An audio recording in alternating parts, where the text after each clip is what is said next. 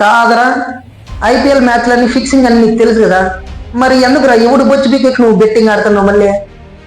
సరే, నీకు పలానా టీం గెలుస్తుంది, పలానా టీం గెలుస్తుంది, పలానా టీం ఫిక్సింగ్ అయింది అని చెప్పేసి నీకు ముందునే తెలిసిపోతాయి కదా, మరి ఆ టీం మీద వేసి నువ్వు మనీ గెలుచుకోవచ్చు కదరా. మనీ ఎందుకు పోగొట్టుకుంటావు? కొద్దిగా కామన్ సెన్స్ పెట్టి ఆలోచించరా గూబనా కొడక.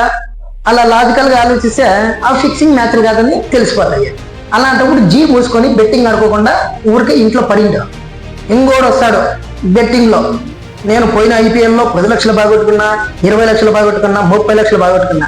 కాదరా, 10,000 బాగొట్టుకుంటేనే మన అమ్మాయి ఎంత బాధపడతావురా? ఆ రోజు ఎప్పుడు కన్నులేక ఏమన్నా ఎవరికి పెట్టుకున్నావురా నువ్వు?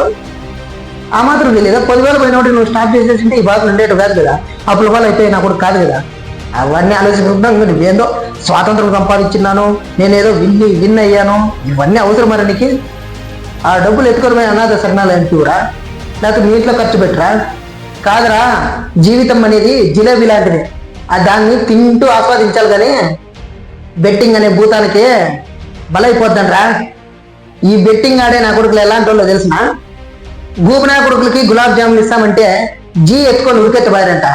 జీ అంటే ఏంటో తెలుసు కదా, అన్నీ మూసుకొని హ్యాపీగా పెళ్ళాం బిడ్డలతో మీ ఫ్యామిలీతో హ్యాపీగా లైఫ్ని ఎంజాయ్ చేయండి.